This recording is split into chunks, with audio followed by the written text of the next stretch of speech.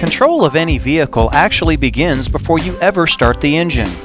In this lesson, you'll learn to perform the necessary pre-drive checks. You'll also learn the fundamentals of starting, stopping, driving, and securing your vehicle.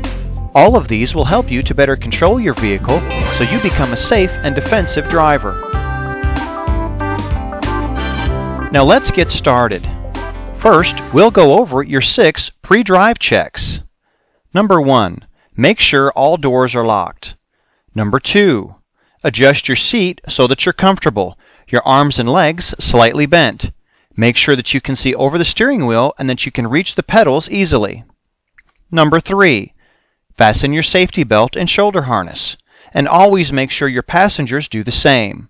Number 4, adjust your head restraint so that it fits squarely against the middle of the back of your head.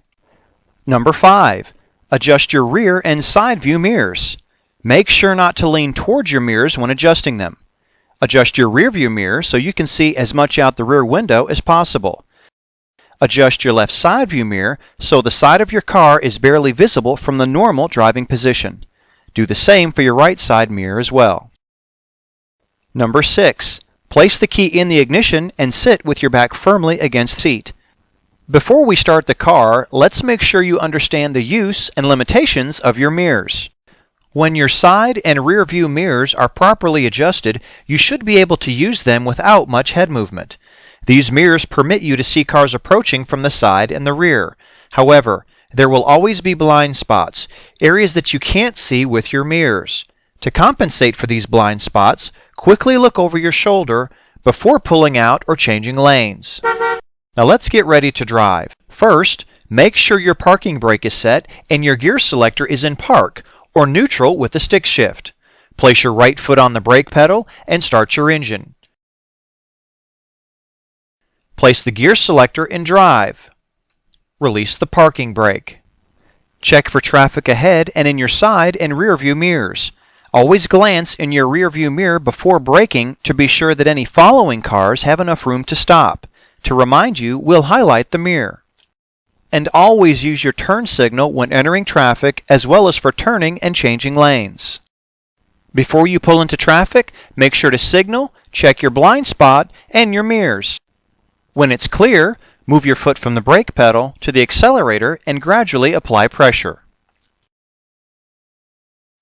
In order to stop, remove your foot from the accelerator and push down gradually but firmly on the brake to gently stop the car. Don't forget to glance in your rear view mirror. For a smoother stop, ease up a little on the brake pedal just before stopping and immediately reapply slight pressure to stop the car completely. To remain stopped, press the brake firmly. Throughout this and other lessons in our training series, we're referring to ordinary disc brakes when we talk about braking. If your car is equipped with an anti-lock braking system, or ABS, you should read your owner's manual carefully to see how ABS differs from disc brakes. For example, with ABS, you should never pump your brakes to stop quickly. Pumping anti-lock brakes reduces their effectiveness. Instead, apply the brake fully and continuously as you steer around a hazard or come to a stop. You may feel some vibration in the pedal and hear a little noise as the individual wheel sensors adjust braking pressure several times per second. The amount of time it takes you to execute a specific action is called your reaction time. The average reaction time for a driver to move from the accelerator to the brake is about 3/4 of a second. The distance your vehicle travels during that time is your reaction distance. The distance you travel from when you put on your brake to when the car stops is your braking distance.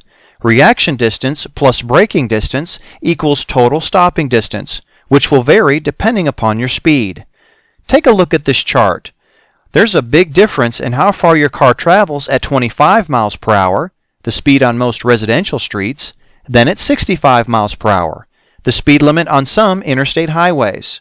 While reaction time will vary from person to person, note that at 65 miles per hour, it takes almost 300 feet to stop your car with good brakes on dry level concrete.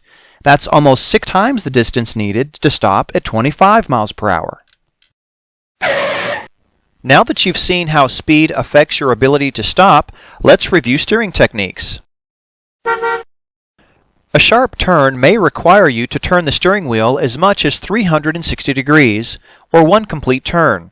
However, most normal right and left turns will require a lesser arc of 150 to 200 degrees.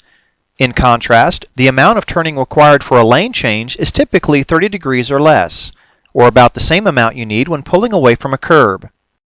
Speed drastically affects the degrees of turning you should use to change lanes. The higher the speed, the less turning can be done safely. Quick, abrupt, or excessive steering at highway speeds can cause you to lose control of your vehicle. Now it's time to learn how to secure your vehicle. Place your foot firmly on the brake pedal and shift into park. With a manual transmission, shift to first gear or reverse. Now set your parking brake. Turn the key to the lock position and remove it from the ignition switch. Always remember to lock your car, even if you're leaving it for a short time. Now let's review and see what you've learned. Number 1. True or false? By using both your rear view and side view mirrors, you can always be sure of traffic behind and to the side. Is the correct answer A, true, or B, false? This statement is B, false. Your mirrors do not allow you to see vehicles in your blind spots. Number 2. This new student driver is performing his pre-drive checks.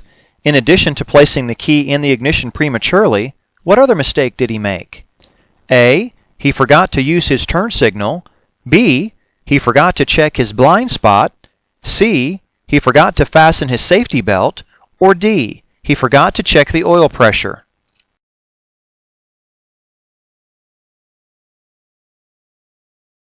The correct answer is C. He didn't fasten his safety belt. Number 3. You are driving at 25 miles per hour. An oncoming vehicle approaches at 45 miles per hour. Assume that you and the oncoming driver have the same reaction times and are the same distance from the intersection. A biker darts between the two cars. Who has the shortest stopping distance and the best chance of avoiding the cyclist? A. You do at 25 miles per hour. B.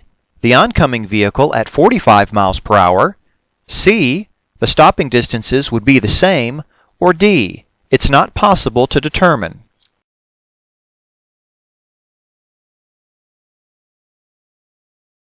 The correct answer is A.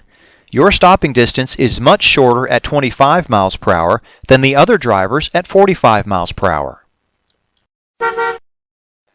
Number 4.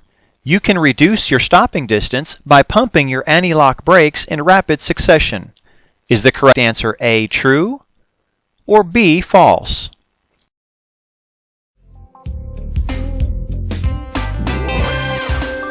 The correct answer is B, false. Pumping anti-lock brakes reduces their effectiveness.